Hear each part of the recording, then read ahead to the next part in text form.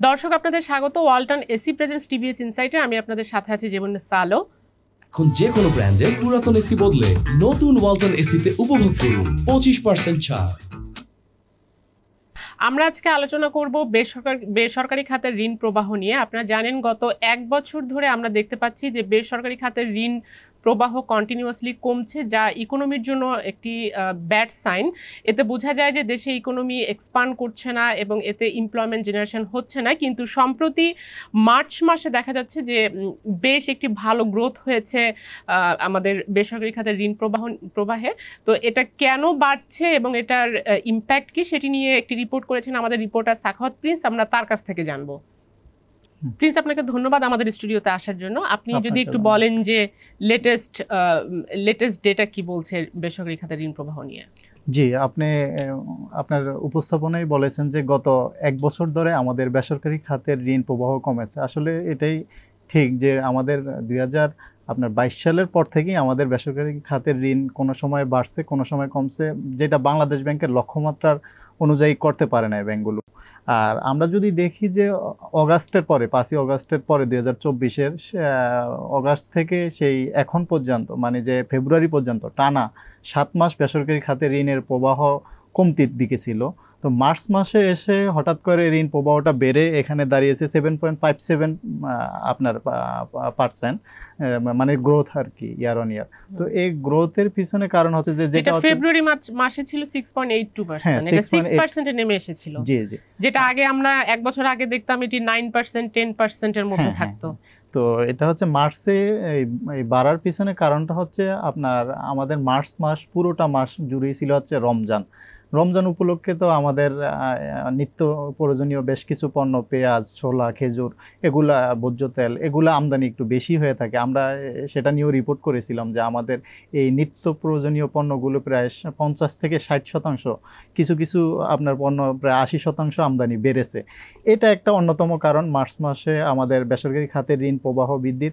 আরেকটা কারণ হচ্ছে আপনার 5ই অগাস্টের পরে হচ্ছে অনেকগুলো ব্যাংকে শীর্ষ কয়েকটি বড় বড় গ্রুপের দায় ছিল, যেটা হচ্ছে যে ফরেন কারেন্সিতে দায়, মানে বায়ার্স ক্রেডিট, যেটা বিদেশি ব্যাংকের মাধ্যমে সে ইম্পোর্ট করেছে কিন্তু দায়টা পরিশোধ করে না, দেশীয় ব্যাংক পরিশোধ করে দিয়েছে। কিন্তু দেশীয় ব্যাংক পরিশোধ করলে কি হবে, গ্রাহক তো সেই ডলারটা পেমেন্ট করে না। তারা এখন যারা পালিয়ে রয়েছেন আর কি, অনেকের অ্যাকাউন্ট ফ্রিজ রয়েছে। তো সেই দায়টা একটা নির্দিষ্ট মেয়াদ পরে কিন্তু ব্যাংকগুলো হচ্ছে যে আপনার না পেলে তখন হচ্ছে যে লোকাল কারেন্সিতে এটাকে দায়টা মানে যে ডাইভার্ট করতে হয়। তো বেশ কিছু ব্যাংক ফোর্স লোন করতে হয়। তো বেশ কিছু ব্যাংক আমরা যদি দেখি যে ইসলামী ব্যাংক সহ বেশ কিছু ব্যাংক হচ্ছে যে এসালমের বিশেষ করে আপনার বড় একটা অংশ ঋণ হচ্ছে যে যেটা ডলারে ছিল সেই ঋণটা হচ্ছে টাকায় ক্রিয়েট করেছে, যার ফলে হচ্ছে যে ঋণের এটাও একটা অন্যতম কারণ ঋণ প্রবাহ বাড়ার। আমরা যদি দেখি যে আমাদের সেই অগাস্ট থেকে টানা 7 মাস তো আমাদের ঋণ প্রবাহ কমতির দিকে ছিল। এর অন্যতম কারণ আপনি যদি বলেন যে আমাদের তো হঠাৎ করে আমরা দেখতেছি যে ডিসেম্বর শেষে আমাদের 3,45,000 কোটি টাকা খেলাপি, যেটা 6 মাসের ব্যবধানে বেড়েছে হচ্ছে যে 1,34,000 কোটি টাকা। হঠাৎ করে ব্যাংকগুলোর হিউজ পরিমাণ খেলাপি ঋণ বেড়ে যাচ্ছে এবং সামনের দিকে আরও বাড়বে। কিন্তু ব্যাংকগুলোর যে ঋণগুলো গ্রাহকরে দিয়েছে সেই ঋণের আদায়টা একেবারে সীমিত। অনেক ব্যাংক তারল্য সংকটে রয়েছে এবং আমাদের তো ল অ্যান্ড অর্ডার তো আপনি তো পুরো দেশই অবস্থা এখন প্রথম দিকে তো খুব খারাপ অবস্থা ছিল, এখন মোটামুটি কিছুটা একটু স্বাভাবিকের দিকে যাচ্ছে। এর ফলে হচ্ছে যে সামনের দিকে বাড়বে বেসরকারি খাতে ঋণ প্রবাহ আশা করা যাচ্ছে। কিন্তু এই গত 6-7 মাস এই ল অ্যান্ড অর্ডার এবং পলিটিক্যাল যে আনসার্টেনটি, এর ফলে হচ্ছে যে আমাদের ব্যাংকগুলো আপনার ভালো গ্রাহক খুঁজে পায় না এবং যারা গ্রাহক ছিলেন বড় বড় গ্রাহক, তারাও হচ্ছে যে আপনার নতুন করে বিনিয়োগের চিন্তা করেন না আর কি। তবে এখন তো আমরা দেখছি যে বেশ কিছু, মানে খুব বেশি না হলে কিছু ইনভেস্টমেন্ট অ্যানাউন্সমেন্ট আসছে। তো ব্যাংকগুলো কি আসলে এই ইনভেস্টরদের কাছ থেকে আসলে এরকম অ্যাপিটাইট পাচ্ছে কিনা লোন নেয়ার? হ্যাঁ, আমাদের তো প্রায় অনেকগুলো ব্যাংক কিন্তু শেয়ার হোল্ডারদের কিন্তু ডিভিডেন্ড দিতে পারতেছে না। আবার অনেকগুলো ব্যাংক, কয়েকটা আপনার যদি দেখেন যে কয়েকটা ব্যাংক 1,000 কোটি টাকার উপরে সে প্রফিট করেছে। তার মানে হচ্ছে যে সব ব্যাংক কিন্তু খারাপ না, কিছু কিছু ব্যাংক অনেক ভালো করেছে। এবং আপনার এই রিপোর্ট কিছু কিছু ব্যাংকের আপনার হচ্ছে ডিপোজিট গ্রোথ হচ্ছে 30%-এর উপরে। তো এই ব্যাংকগুলো তো বিনিয়োগ করছে, এই ব্যাংকগুলো হচ্ছে ট্রেজারি বিল বন্ড বিনিয়োগ করছে এবং গ্রাহকদেরকেও বিনিয়োগ করছে। তো এছাড়া এই সময়ের মধ্যে যে যখন কমছে 7 মাসে, যে ব্যাংকগুলো এত ভালো প্রফিট করেছে তারা কিন্তু কোর বিজনেস থেকে অর্থাৎ লোন দেওয়ার মাধ্যমে কিন্তু বিজনেস করেনি, তারা করেছে ট্রেজারি বিল অ্যান্ড বন্ডে ইনভেস্ট করে, যে কারণে কিন্তু প্রাইভেট সেক্টর ক্রেডিট গ্রোথ কমেছে। হ্যাঁ হ্যাঁ, এটা কমেছে। তো এখন হচ্ছে যে আপনার মানুষ তো হচ্ছে যে কেউ বিনিয়োগ করতে প্রথমে দেখে হচ্ছে যে আপনার রাজনৈতিক স্থিতিশীলতা এবং হচ্ছে ল অ্যান্ড অর্ডার। বাংলাদেশে তো গত 5-6 মাস তো খুবই নাজুক একটা অবস্থা ছিল, যেটা হচ্ছে যে আওয়ামী লীগ সরকার পতনের পরে পুরো দেশে মানে যে ল অ্যান্ড অর্ডারটা ঠিক করা গভর্নমেন্টের জন্য অনেকটা চ্যালেঞ্জিং ছিল। এখন মোটামুটি একটা স্বাভাবিক অবস্থানের দিকে যাচ্ছে। তো এর ইম্পোর্টও বাড়ছে। হ্যাঁ, ইম্পোর্টও বাড়ছে। আমরা যদি দেখি যে মার্চ মাসের বাংলাদেশ ব্যাংক কিন্তু প্রত্যেক মাস পরপরই হচ্ছে আগের মাসে কি পরিমাণে ইম্পোর্ট হয়েছে এর ফিগারটা পাবলিশ করে।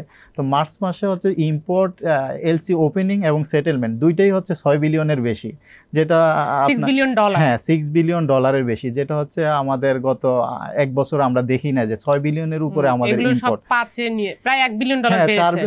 4, 4.5, 5 বিলিয়ন এমন কাছাকাছি থাকতো। তার মানে হচ্ছে মার্চে প্রায় 6 বিলিয়নের মতন ইম্পোর্ট, নতুন এলসি ওপেনিং হয়েছে এবং আমাদের পুরনো দায়ও পরিশোধ হয়েছে প্রায় 6 বিলিয়নের মতন। আমরা যদি দেখি যে গভর্নমেন্টও, যেটা হচ্ছে আপনার নতুন গভর্নমেন্ট আসার পরে আমাদের কিছু কিছু ফরেন ইম্পোর্ট যে ওভারডিউ প্রায় 3.5 বিলিয়ন, বাংলাদেশ ব্যাংকেরই একটা রিপোর্টে বলছে যে বিদ্যুতের 3.5 বিলিয়ন ওভারডিউ ছিল, সেখান থেকে মাত্র এখন 88 মিলিয়নে চলে আসছে।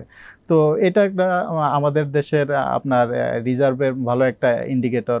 এবং ব্যাংক খাতে যে ডলার, ভালো একটা পরিমাণে ডলার আছে আপনার। গত কয়েক মাস টানা প্রায় 2.5 বিলিয়ন, গত মাসেও আপনার প্রায় 2.7 বিলিয়ন ডলার এসেছে রেমিটেন্সের মাধ্যমে। তার আগের মাসেও বাংলাদেশের হিস্ট্রিতে হাই 3 বিলিয়ন ডলার রেমিটেন্স এসেছে। তো এখন ব্যাংকগুলোতে পর্যাপ্ত মোটামুটি ডলার রয়েছে। অন্যদিকে যদি সামনের দিকে যদি আরও ল অ্যান্ড অর্ডার পরিস্থিতি যদি ভালো হয়, তখন হচ্ছে নতুন করে ইনভেস্টমেন্ট নতুন করে হবে।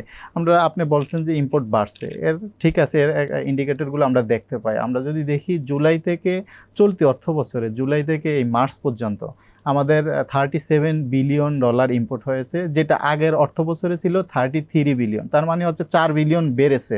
এবং আপনার যদি পার্সেন্টেজে দেখি 10% বেড়েছে আর কি। তো এটা একটা ভালো একটা দিক। এর মধ্যে হচ্ছে যে ক্যাপিটাল মেশিনারিজ না এলেও ক্যাপিটাল আপনার গুডস বেশ পরিমাণ, র মেটেরিয়ালস ব্যাপক পরিমাণে এসেছে। তার মানে হচ্ছে যে নতুন করে ইনভেস্টমেন্ট না হলেও যে কারখানাগুলো আছে সেখানে হচ্ছে যে উৎপাদন সচল রয়েছে আর কি। তো এটা একটা ইন্ডিকেটর আমরা দেখতে পাচ্ছি আর কি। তো সামনের দিকে ব্যাংকাররা কি মনে করছেন সামনের দিকে এটা বাড়বে? হ্যাঁ, ব্যাংকাররা মনে করছেন যে সামনের দিকে বাড়বে, কারণ হচ্ছে যে কিছু কিছু ব্যাংক, বেশ কিছু ব্যাংক তো ভালো অবস্থানে আছে, তাদের ভালো লিকুইডিটি রয়েছে এবং হচ্ছে যে তাদের এনপিএল ম্যানেজমেন্টও ভালো রয়েছে আর কি। ধন্যবাদ আপনাকে প্রিন্স, সময় দেওয়ার জন্য। আপনাকে ধন্যবাদ। দর্শক, আপনারা দেখলেন যে আমাদের যেহেতু এক্সপোর্ট বাড়ছে প্রতি মাসে, এক্সপোর্ট যদি বাড়ে তার মানে তার যে র মেটেরিয়াল সেগুলোও কিন্তু ইম্পোর্ট করার প্রবণতা বেড়ে যায়। তো এক্সপোর্ট বাড়া মানেই আমাদের ইম্পোর্টও বাড়তে থাকবে এবং ব্যাংকগুলো যেহেতু ডলার ক্যাপাসিটিও বেড়েছে এবং বাংলাদেশ ব্যাংক ইম্পোর্টের উপর বিভিন্ন রেস্ট্রিকশন দিয়েছিল সেগুলোও তুলে নিয়েছে। তো সামনের দিকে এই জন্যই ব্যাংকাররা মনে করছেন যে এই ক্রেডিট গ্রোথ আরও বাড়বে। ক্রেডিট গ্রোথ আসলে বাড়াটা আমাদের যেহেতু মনিটারি পলিসির যে একটা সিলিং থাকে যে আমাদের ইকোনমিক গ্রোথ কত ক্রেডিট গ্রোথ হলে ইকোনমিক গ্রোথ হবে, সেই অনুযায়ী তারা 9% প্লাস মনিটারি পলিসিতে একটা সিলিং দেয়া আছে। তো সেটার থেকে কিন্তু আমরা এখনও অনেক নিচে, মাত্র 7.5%। তো এটা হয়তো সামনে যদি এই 9% পর্যন্ত না যায়, তার মানে কিন্তু ইকোনমিক অ্যাক্টিভিটিস আসলে এক্সপেক্টেড লেভেলে হচ্ছে না এবং তার মানে এমপ্লয়মেন্ট জেনারেশন হবে না। তো সেই ট্রেন্ডটা আমরা এখন দেখতে পাচ্ছি যে এটি ঘুরে দাঁড়াচ্ছে। তো সেটি একটি আসলে ইকোনমির জন্য একটি ভালো লক্ষণ। এই ছিল আজকে আলোচনার বিষয়। দর্শক, আমাদের সঙ্গে থাকবার জন্য আপনাদেরকে ধন্যবাদ এবং আমাদের প্রোগ্রামটি যদি ভালো লাগে তাহলে লাইক দিবেন, শেয়ার করবেন।